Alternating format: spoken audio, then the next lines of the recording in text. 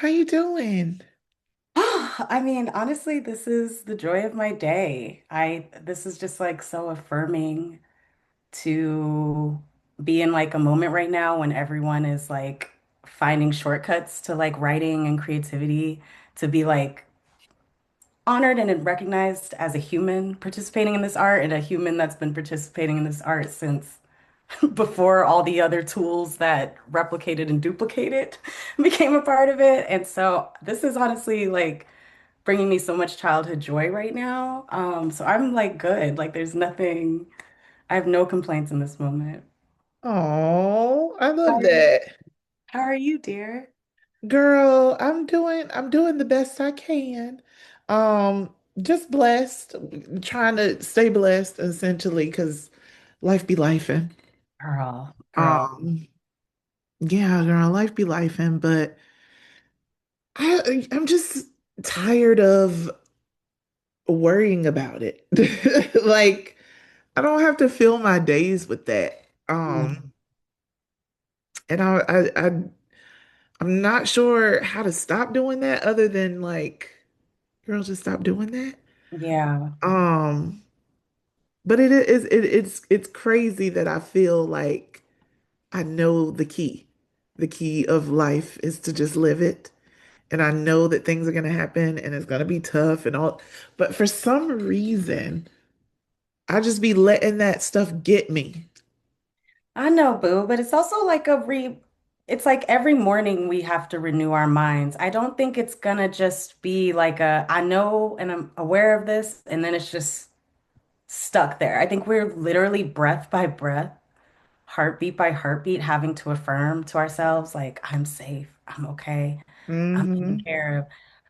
I mean, I pray at some point it just becomes natural, but I think with how much we're being bombarded with, it's work to return to that center. So I just also don't want you to feel like, I know it, why ain't it stick? Like, Like I know how to do yeah, this.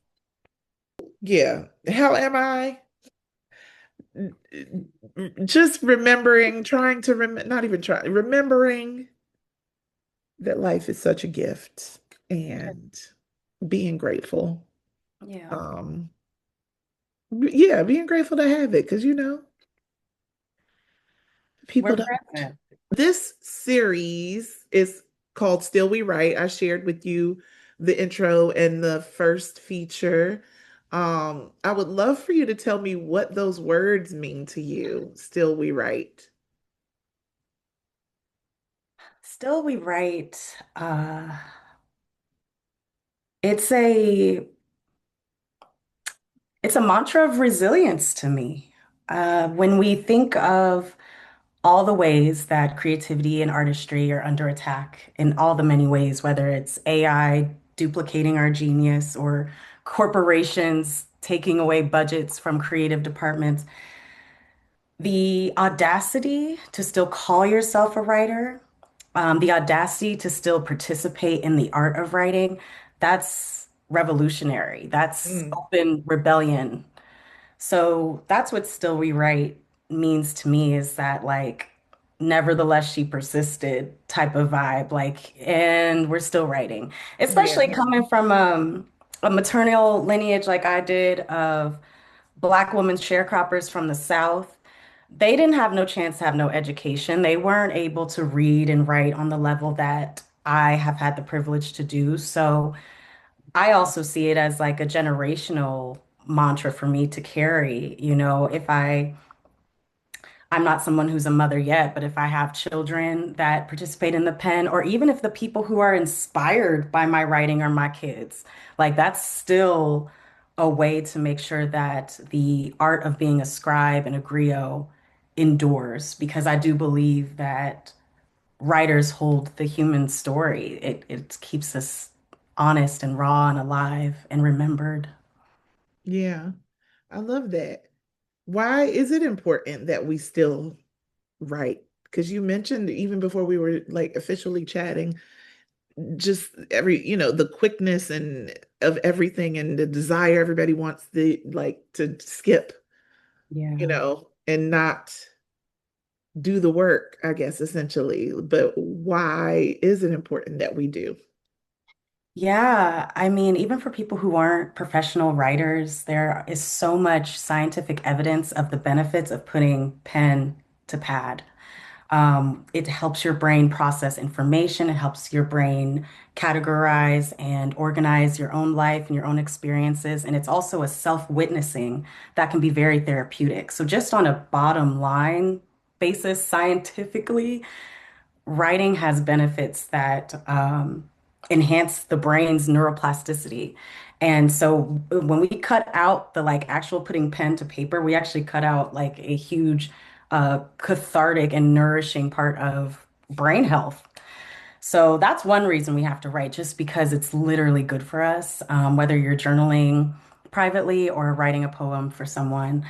Um, Also, in a time where we have these digital technologies that are literally seeking to plagiarize and mimic the writer, folks who are still committed to doing the, like you said, doing the work, like toiling with a sentence, Right. sitting and going over and over again in the thesaurus until you find the perfect word, deleting and rewriting and letting yourself be submitted to the editing process where someone else is breaking it down to put it back together. All of that work is a commitment to process that I feel people are trying to shortcut in life in general.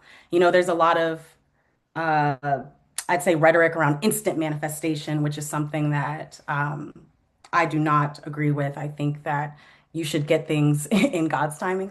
But I think with instant manifestation, it's a need to microwave and quickly get something out and get something done.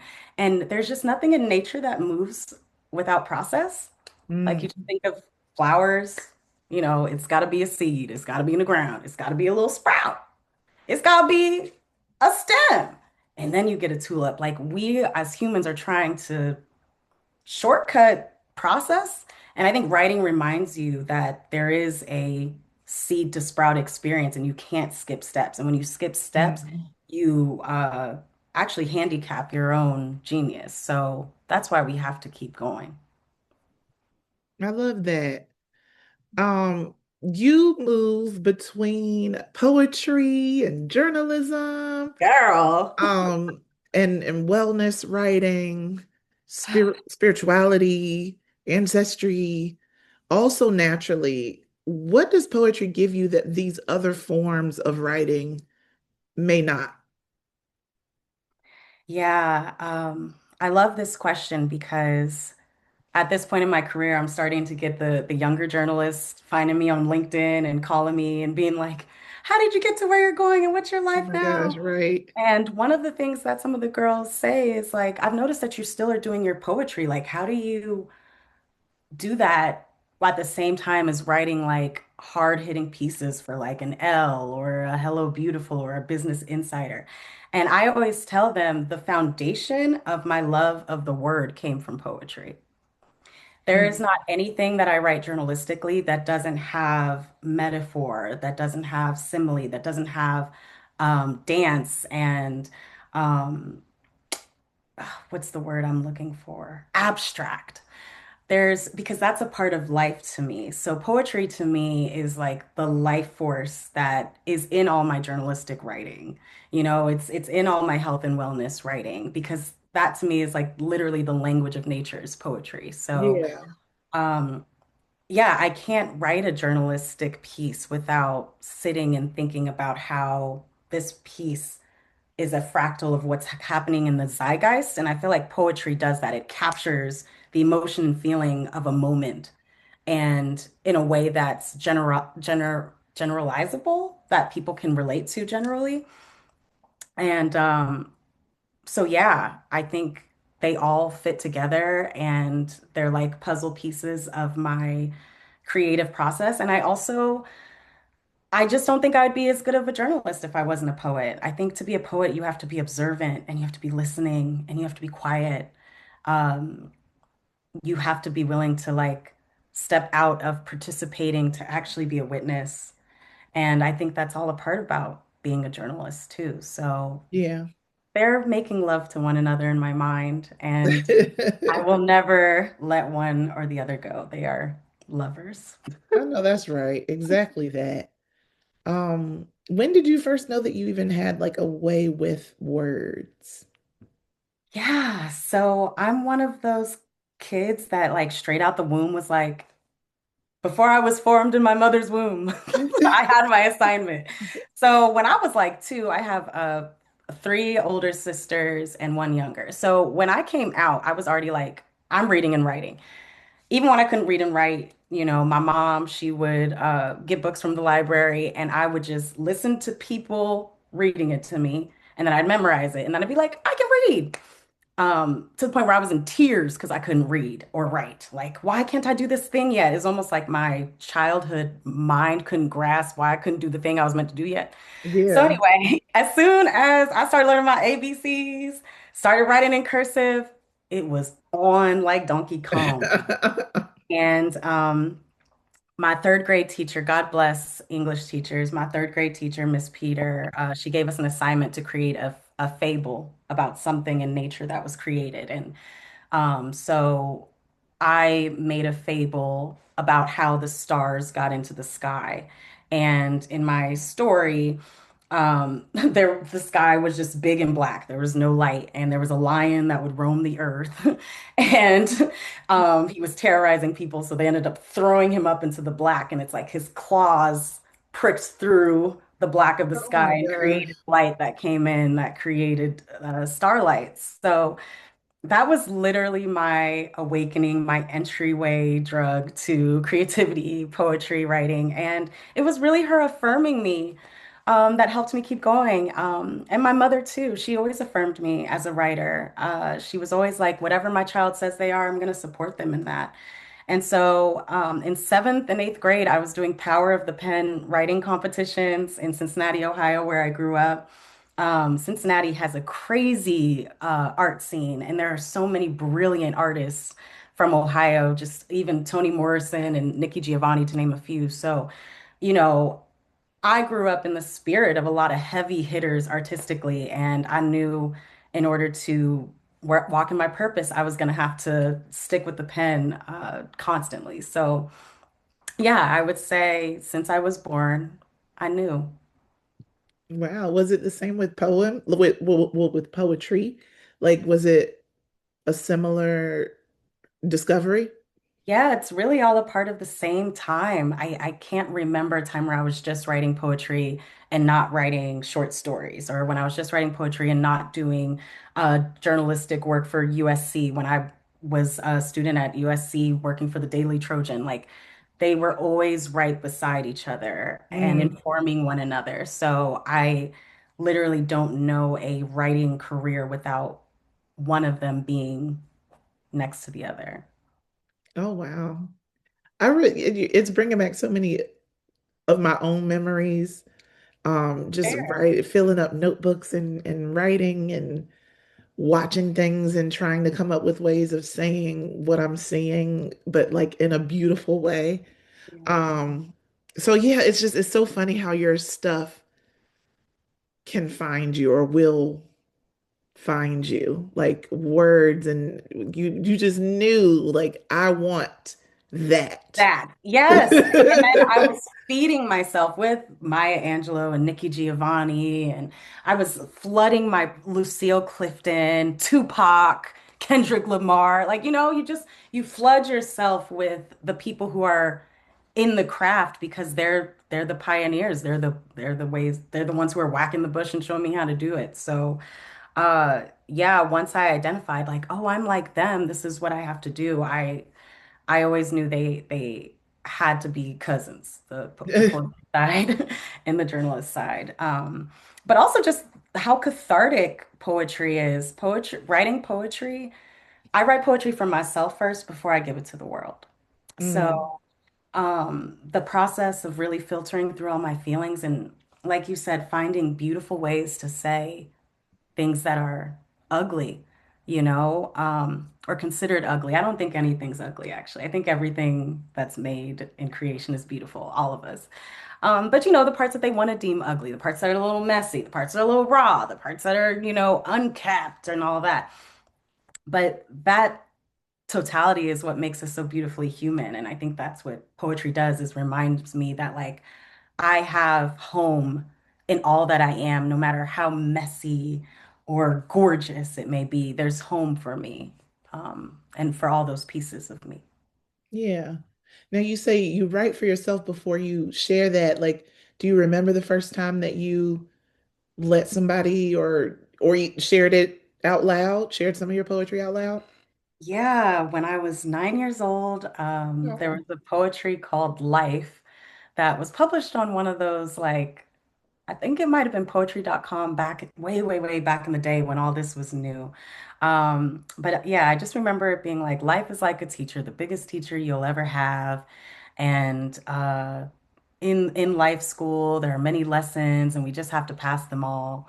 And that was 9 years old. What had I lived through at that point? That's just that old soul coming through as a new baby, trying to communicate these big concepts from this little body. But that's how I was thinking about life when I was 9. Like I was like, okay, life is such a big concept. How do I make this concept shrink in a way that I can hold? And the only way I could metaphorically do that was by relating it to school, because that's all I knew. So yeah, so it was really that. And then after that, I was just like, can't stop, won't stop, Rockefeller Records. Like, get down, baby. Like, you're just gonna keep going. You're just gonna keep going, and you did keep going.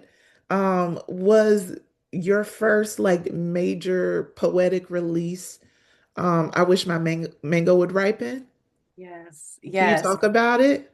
yes. I Wish My Mango Would Ripen is my first poetry book that I self-published. That was a work that really was staying with me through college. I started really working on those pieces at the end of my time at the University of Southern California. I was a creative writing major undergrad. So I was already kind of accumulating these pieces through college. And I called it I Wish My Mango Would Ripen because at that time, I published it at 25, but I was putting together the collection of poetry in my early 20s. And navigating like new relationships and intimacy and parties and learning about your body and trying to understand this woman I was becoming while still knowing nothing, and still trying to understand this woman I was coming while understanding my spirituality and my Christianity. I Wish My Mango Would Ripen was really just about a woman in transition and wanting to get to that sweet, right place. I love mangoes Yeah. also. Wanting to get to that sweet, right place, but just knowing that you've got a little more work. So that was my offering to other women who relate to that in between. And I self-published. I unfortunately had a very traumatizing self-publishing experience. I went through an independent Black publisher at the time, and he just ended up not doing right by me professionally, business-wise. And so it ended up being a very complicated and hurtful experience for me, actually. Mm. But I was grateful to push through and finish the publishing experience myself. I ended up having to pick up the reins where they left off. And I did my first book launch party at Angel of Harlem in Harlem, New York. And it was exciting. I mean, all these things were really done by me. I at the time, even with self-publishing, I think I was probably making like $28,000 at Mm-mm. NBC at the time, working as a sales assistant. And I think I got a refund check, and I'd used the entire refund check to fund my publishing of my poetry. None of these things were invested in by anyone else outside of God and my own persistence. And so I'm grateful that I'm still here. I'm grateful that I'm still able to give my art. And yeah, the release in Harlem was definitely a crowning experience. Like even talking about it, like, oh, I did a book launch party in Harlem, that still gives my like inner child so much joy. Yeah, that that's we such did a it. yeah, such a cool poetic. Because New York is the heart and soul of one of the major reasons I even wanted to live there Mhm. was because I needed to be a part of this whole New Yorican Poets Cafe, like performing spoken word. I told Aja like I had been watching you since you were like 16 on different stages in New York. She was like, "What?" I was like, "Yeah, girl, I was there. I saw you win at New Yorican. Like New York has that soul. So it's just really cool to see like little Cincinnati Keyaira made her big poetry debut in Harlem in New York.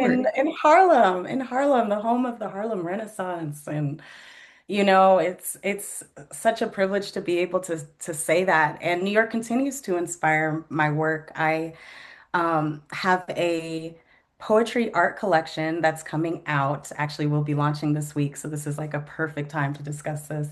But it's inspired by the Poetry in Motion series that you see on the subway system when Yeah. you're in New York. And I always loved that they had art and poetry right next to each other, and it was just like a moment to take a breath in a crazy commute time to see the Poetry in Motion. So I've collaborated with a local fine artist in Cincinnati named Rachel Ellis, and she creates these fluid art pieces by layering coffee, acrylics, metallics, gold, and sugar on canvas.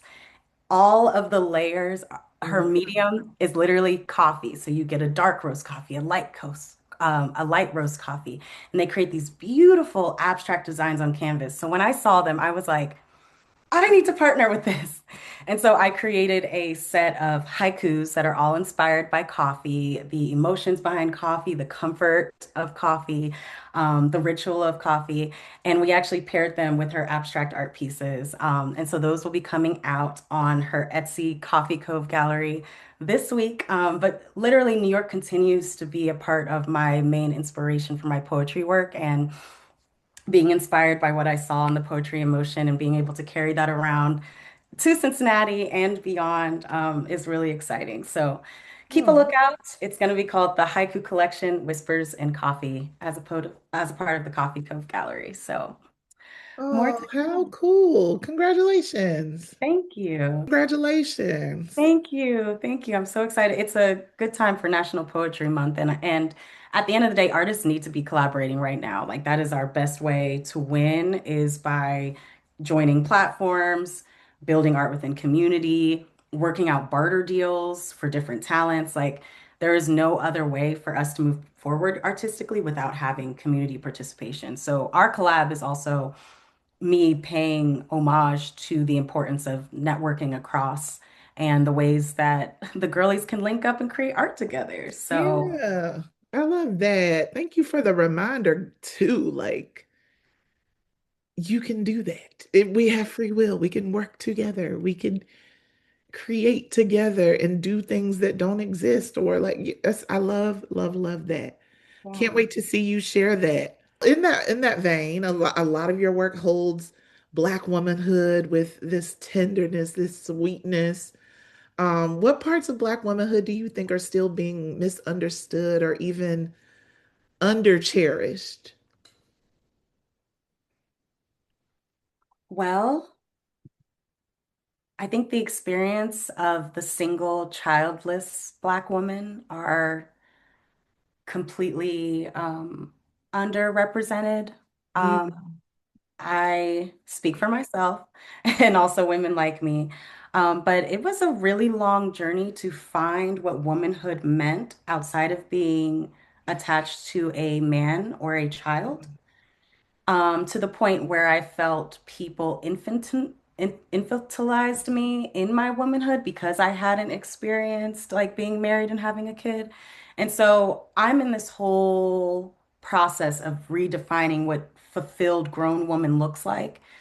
And I think representation wise, we have celebrities who represent that, like Tracy Ellis Ross, but like I'm living this experience without like the Nepo baby luxury privilege, Like what does this actually look like to deal with not meeting these social patriarchal standards and you can't necessarily like chart a vacation to the Amalfi Coast with your girlfriends, you know? Like, what does Yeah. it look like when you actually have to sit in it and not go on a shopping spree to get your Gucci shades? Like, what does it look to sit in it at every baby shower and maybe desire that experience, but it's not your time, or, always being the bridesmaid, or even the isolation of not being celebrated unless you have a baby or unless you're married.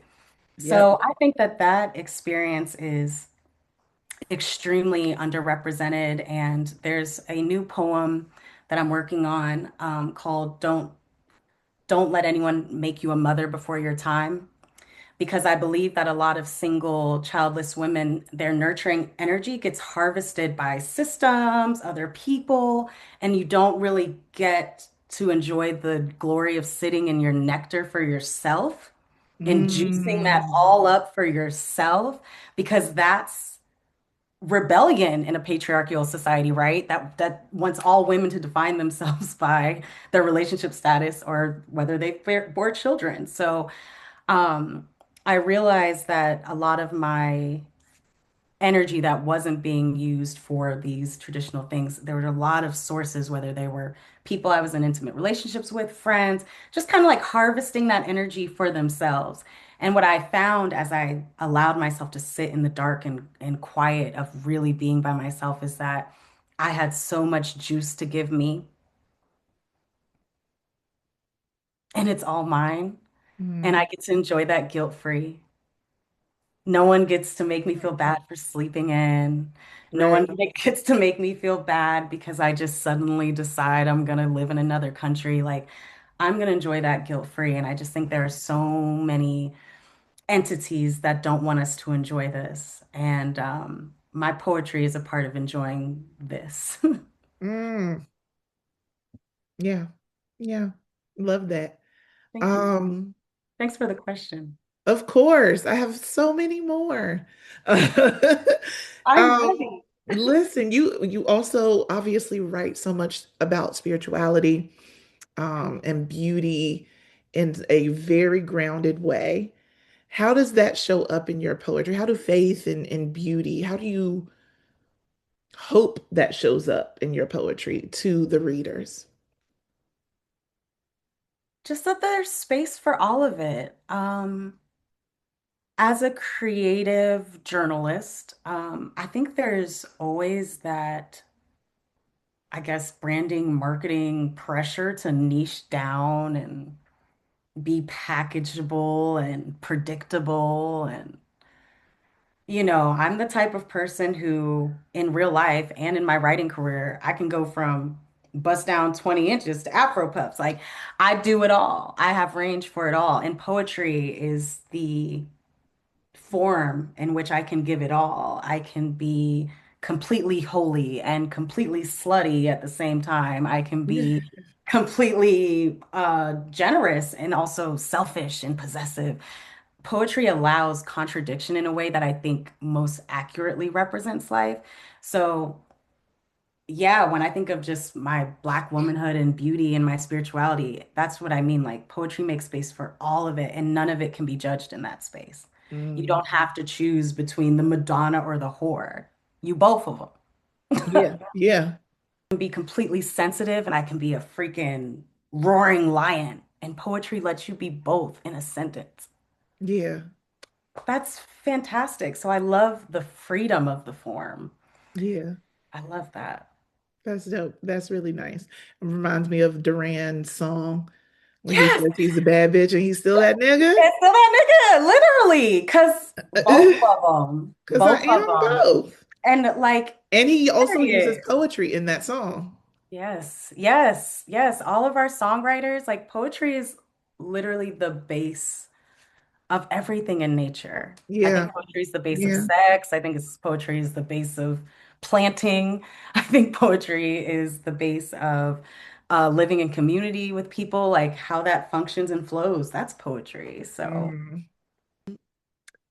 Really loved your L piece about chronic pain and ancestry. I thought that was a really cool through line.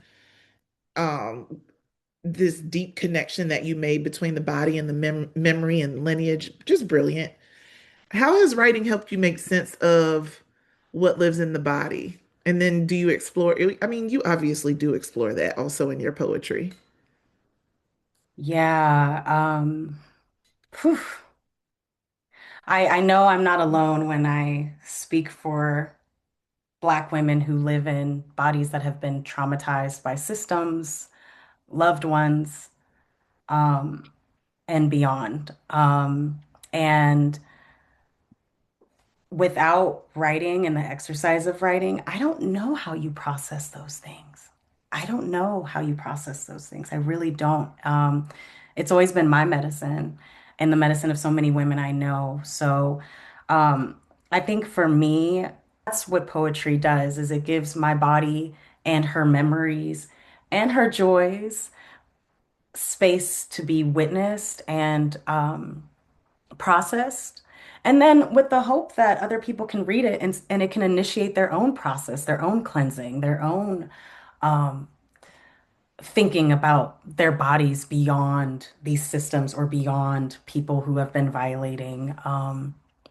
So yeah, poetry is the place for processing this Mm, body. And yeah, I'm sure there's so many Black women who could relate to that. yeah, I mean, yes, for sure. Because I was like, dang, when you said that, hmm Because that is where felt. else are we allowed to be like sensitive about our bodies? Like Yeah, I know for me as a tall, dark-skinned woman, the way people project wellness and like okayness onto me, poetry is where I get to say, "Hey, I'm sensitive," and that hurts. yeah, And when you speak to me like that, I'm bruised by that. Because otherwise, systems and people will just be like, she can take it. She can take it. yeah, Pile on more, pile on more. yeah. Poetry respects and preserves that I'm a sensitive Black woman. Hmm. Got to deal with me kindly and softly. And poetry is the main place where I can reveal that sensitivity safely. Yeah, I love that you say that. Those ideals are so embedded into society, like Yeah. about who we are. And it's so crazy that Black men out of us all get to be what we want to be. Yeah. Not protected. Princesses. Like, you know what I mean? Like, we are not protected. It's us. It's us. They're like, no, girl, you've been raising these babies yourself. Like, You welfare got it. queen, crackhead girl, you got this. Like, it really had my mind going. Yeah. Because I was like, dang, it's deeper than like just some stereotype of us being strong. Like, people really think that's scholarly, like that it is proven Mm-hmm. without a Mm-hmm. doubt Mm-hmm. that The, that's where the our stance is. the dehumanization of Black women and our bodies is so violent. It's so violent Yeah. because not only are you projected upon like a magical bull, like you can just take all pain and trauma and pressure, but also your sensitivity is seen as not productive to the system. I remember when I started working with my therapist and I got to a point where, anything could make me burst out into tears. And I was telling her, like, oh, I'm just so frustrated because I'm just bursting out into tears at a drop of a dime. And, I'm not used to this. And she was like, it's possible that as you've become more embodied and less numb, that a part of who you are is that you do cry easily. Hmm. You Hmm. just weren't allowed to. Yeah. Because what were we told to do with our tears? Suck it up, keep going. Yeah. Let me give you something to cry about. That's like what All were of what, that. what were we told to do with our tears? And so, yeah, poetry preserves my sensitive Black girl. I It, love that. Oh, and yeah. that literally answers my next question about how you protect your own spirit while creating from such tender, thoughtful, emotional places. Whew.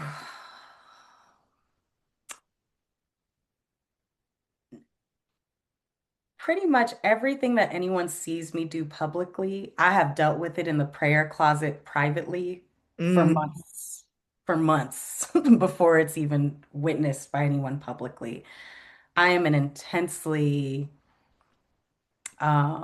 prayerful and private person because it is very vulnerable to share these raw emotions from my heart. I'm doing it as a medicine for myself, but also as service to other women who may not have the gift to communicate their feelings, but need someone else to communicate that and be that voice for them, to speak for them. Yeah. And so this is service work for me at the end of the day because after I get my medicine in the prayer closet, I could just go back on my happy Black life, just Yeah. power puff away. But now making that raw vulnerability and offering to other Black women my spiritual protection in the morning, in the middle of the day, like I'm constantly in prayer. Even when I'm in conversations with people, there'll be a prayer rolling in the back of my mind. So I do believe because God gave me the gift to do it, that He will protect and provide me through it. But yeah, without my close, intimate relationship with God, without my close, intimate relationship with Jesus, who was also someone who was doing work at the time that was counterculture and Mm. revealing in a way, that helps me overcome rejection, right? Like loving Christ helps me understand that you can be the light of the world and still be rejected. Be a light anyway. Mm. Be a light anyway. So that's my covering. Yeah, That's my anchoring in all these offerings is just knowing the God that I serve. I love that. Um, Period. Jesus. That's Mr. Jesus. Long story short, shout out like to it's Jesus. That's my brother. literally, thank you holding me down. Thank you, children of God. Big bro. Hey. Literally. Is there a poem or a piece of yours that still surprises you? That makes you want to revisit it? Of my own. Hmm. Hmm. I have a hard time revisiting my poetry because they're thoughts that are frozen in a particular time. And it's it's not always cathartic for me to go back. Um, there's a piece that I wrote and I released during Suicide Prevention Month, and it was about a time where I was struggling with suicidal ideations. And it's a piece that's really close to my heart. It basically starts like if the next thought could be a bunny tail or light rain, maybe more soft thoughts would attach to the darker thoughts. And it's this idea of just like when you're in the dark, like attaching just the glimmers of moments of life that feel good, the last hug that mattered. Hmm. Um, and that was a poem that was medicine for me in a really, really, really dark time. And I'm just starting to revisit it now as as a testimony to myself. Hmm. And so that's the one that I've been sitting with is just remembering what it was like to feel that way and also still feeling an obligation to people who are still trying to survive those thoughts. Mm. So I'd like to do more work and revisit that poem a lot. It's very hard to talk about those themes and to revisit those themes, but I also have to remember like I was able to make my own medicine in that moment that saved me. So I need to be sharing that in case this could save somebody else. So Mm. that's a poem that it's painful to revisit, but it feels like the responsible thing to do artistically. Got you. Now, is there a poem that you feel like is most you as a writer, as a person? All of them. Um, they all capture a certain amount, a certain moment in time. But I'm a real lover girl. I love romance. I love writing about romance and finding creative ways to talk about like all the juicy feelings and tormenting feelings that can come with being entangled with another person's soul. So I would say anything that I have that's about when I feel most like loved, those are the ones that I think represent me the most because at my most relaxed and playful, I'm a lover girl. I'm talking about the way I have this poem called Too Too, and it's like Too. So it's like I love this man too wildly, too Tupac, too Toussaint Louverture to let him go. Like it's this theme of like using the alliteration of tutu in different ways to show just how much I love this black man. Um, so yeah, I feel like that captures me, like the intense love I have for black men. Yeah. Okay. Just a few more, literally just a few more. Oh yeah, Um, I'm enjoying. This is my very first time being interviewed about my poetry, Danielle. So oh. I'm literally like a blushing lily in the field. I love it. You're like, "Ooh." Well, let me Yeah. just say, you're doing amazing, sweetie. Thank you, darling. That Yeah, means you a really lot. are. You be interviewing A-listers and stuff, so I'm like, You hear me? You see me? You feel me? I'm on your roster. Ooh, welcome. Welcome to the Rasta. Yeah. What does poetry make possible for us emotionally, politically, and spiritually that we may not have access to otherwise? Yeah, I poetry gives an invitation for us to like dream outside of the concrete forms of our reality. So, shout out to the NAP ministry, I will say, and rest Mm, as liberation frameworks because reclaiming my dream space is like a huge part of my poetic work going forward because the dream space is a space with no bounds. You're mm, literally free. If you can lucid dream, you're literally entering into like a spiritual video game where you make all the rules, right? And so I think in a time when we're under attack in so many ways, systemically, politically, professionally, having space to dream and design a world outside of the bounds of what we see in the 3D is probably the most freeing thing we can do. And even though this isn't necessarily about poetry, it's more about the dream space, but I see them as being intertwined things.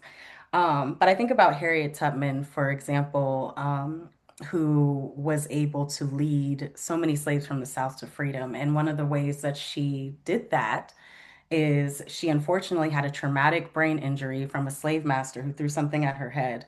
And after that, she would literally go into these sleeping spells involuntarily. mm. And it's in those sleeping spells that she says that she was able to get downloads about the map to freedom. So I share that to say that in my dream space and in my poetry space, this is how I'm designing maps to freedom, whether it's emotional freedom, political freedom, anything that allows you to construct and create outside of the bounds of a system is freedom. And yeah, I think that's what we need right now. We need space to dream, especially Black folks. We need space to dream, rest, imagine, Yeah. be abstract, be whimsical, be surreal. Like that's our revolt right now. Is in a time of attack, what does it look like to be a dreamer? Mm, that's good. Who is your or who is in your poetic Mount Rushmore? Like who if the girlies were to discover Keyaira, who would you tell them to read? Yes. Well, I'm gonna shout out Maya Angelou, phenomenal woman. That's me. There's so many pieces from her canon that I love forever. I also love Lucille Clifton. I'm gonna shout out Jill Scott. Her approach to poetry and music when I was younger, Hmm. there was nobody who was doing it like Jilly from Philly. She's definitely on my Mount Rushmore. How many I get on my However Mount? many you need. Okay, No, I'm gonna well, not like a million, but like you okay, don't have to be like, oh, just three or just five. You know what I mean? okay. I'm gonna put Tupac up there. Rose that grew from concrete. I think if there's anyone that we can be inspired by ancestrally about designing worlds outside of systems, the rose that grew from concrete is like. the best. I also love our modern poets. I love Alex L. I love Warsan Shire. It might be Warsan Shire. Oh yeah, Uh, yeah, yeah. yeah, I'm not sure if I'm saying her last name correctly, but I love her work. And Nayara Wahid, um, Natazake Shange, for Colored Girls is a stage play, but it's poetry. Yeah. Yeah, That's good. That's a good amount. yeah, I'll take it. yeah. I'll take it.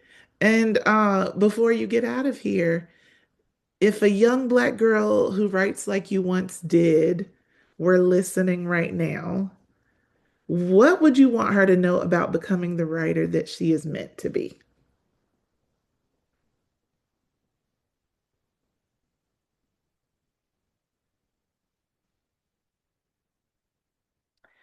To become the writer that she's meant to be, she's going to have to be open to an internal validation process that the world won't see or understand. Mm, That internal validation process means that, like, no matter how anyone else responds, you're clapping for yourself for having the bravery to even share it. mm, Internal validation means that if God tells you to write something and you share it and only one person reads it, you've done your God-given purpose. It just takes one. I would also tell her that getting quiet and sitting still and listening, getting away from devices, grounding herself in nature is going to be the place she returns to more than she'll ever return to the world for an applause. mm, Um, that's how you become the writer you're supposed to be, is by already feeling proud of yourself before anyone else is. oh, that's so sweet. I So say that for good. little me. It's for little me. Literally, What that's I what wish it's I for. had known, because what I Somebody should went have told you. through, yeah, I mean, people, first of all, don't you remember when people thought writing was easy? Like, there was Girl, literally they still time, do. and I would, so they saw it as like a practice and like excessive whimsy. And it's like, Like, why look, would you if go that right, route? There's no jobs there. There's nothing. like, Yeah. there's no reason for me to do this outside of God. It's not because of the money. It's not because poets from Ohio are getting famous every other day. I'm doing it because this is what God assigned me to do. So I wish somebody had told me that people are going to make fun of it. I wish I had known that there wasn't going to be a respect for the craft, and that, 30 years from now, even though it's the easiest thing to do, they're going to create high advanced tech tools to do it. Mm, It's so easy, right? But I wish I had known, because I judged myself a lot. I judged myself financially. I judged myself because I didn't have hundreds of thousands of followers, which I was using as a metric for whether my work was valid. Just all this, and mm. it's literally just within the last, I'd say, 2 years where that internal validation has clicked in. And I can share anything with the world, and people could literally just be like, okay. But if there's just one person that says, thank you, Yeah, I'm only aiming for the one. In a world that's making you aim for everybody, just the one. that's really good to know and to hear. Just the one. I mean, think about those like small indie poets that you might have found, and you like read it and you're just like, oh, thank God someone wrote that. Yeah, yeah. That's all that matters. It's just the sharing of it. Like, Like you have to share, girl. it's just the one. And like, not letting everyone hoe out your gift and pimp out your gift. Like, especially in a time where people are making their personalities profit machines. Eh, saying it like that, yeah. Like, what does it look like to just be doing it for the one Black girl in the South who's Never seen a girl with Afro puffs, dark skin standing on stage. Like maybe just do it for her. It's just for one. So That's true. that's where I'm at now with it. And that's what I would tell other Black women writers, just do it for the one.